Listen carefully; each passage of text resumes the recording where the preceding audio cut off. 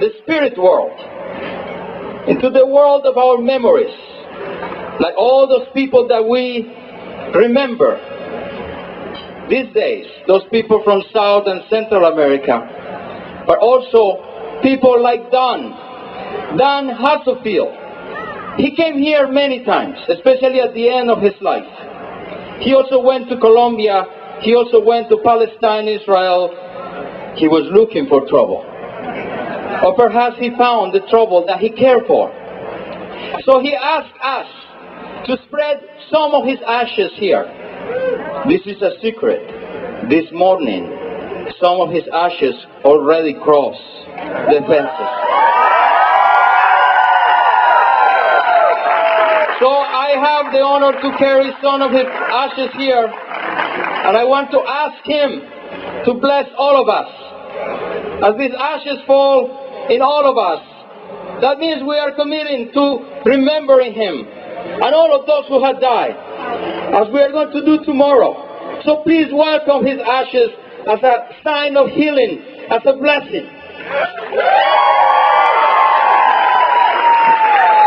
Rufina Amaya, the only survivor of the massacre of El Mozote. We all know who did that massacre. She committed her life to telling the story. She's going to be with us today. I heard. Don't be scared. She's bigger than life now. But that's the job of the people who die, of the ancestors. It is to help us fix the problems of this world. So we're going to welcome them when she comes. And the caravan also was accompanied by Julia, Maria Julia Hernandez. You know who she was? The secretary of Monsignor Romero. And she was with him when he was killed in 1980. And in March 30th, 1980, he was in his funeral. 52 people were massacred. Remember that? The massacre of the cathedral. Well, this year, on March 30th, 27 years later, she died. Or she went into the other world. So her spirit was carried by the caravan all the way from San Francisco to here. So we will welcome her spirit as well. And please call all those who you know, whose names you know, they are here with us.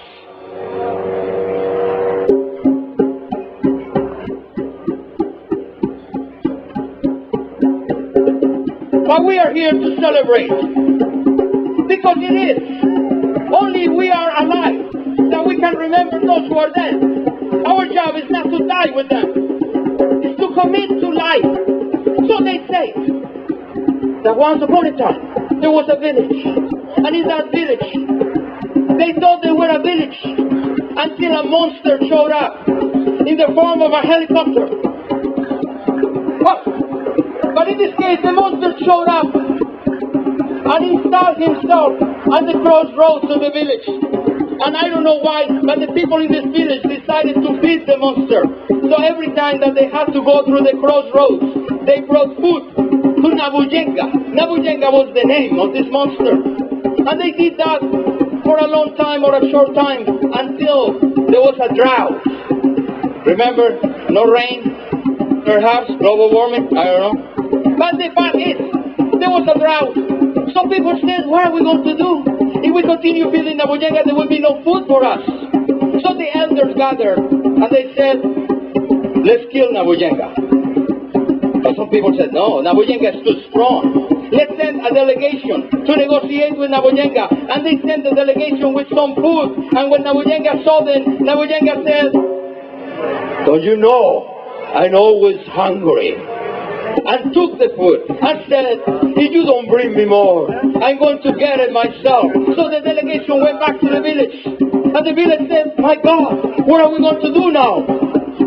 They said, let's send a delegation of young people. You know how they are, so cute, etc. Perhaps Nabuyenga will listen to them.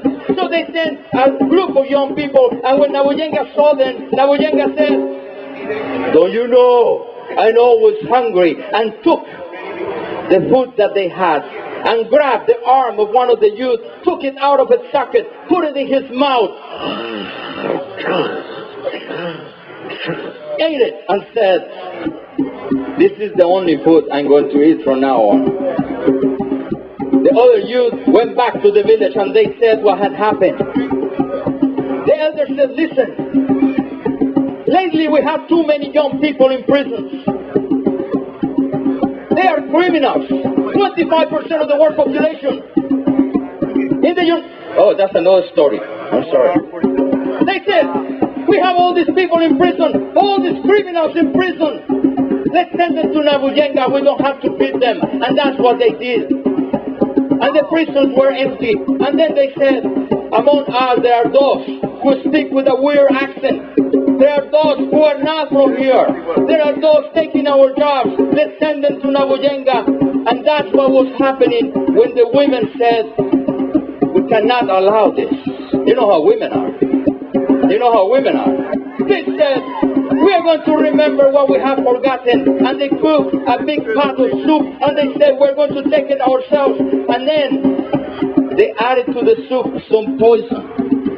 And Nabuyenga got that big pot of soup, drank it, and things came out of his mouth. Horrible things that I cannot describe. And then he fell into his sleep and continued eating. And he ate everything around him. And then he started eating his feet and his hands and his everything until all that was left was a big stomach. And he started raining. And he ran for 7 days and 7 nights. And then it stopped raining. The women took the village to the place where they laughed at seeing Nabuyenga. Nothing was there whatsoever.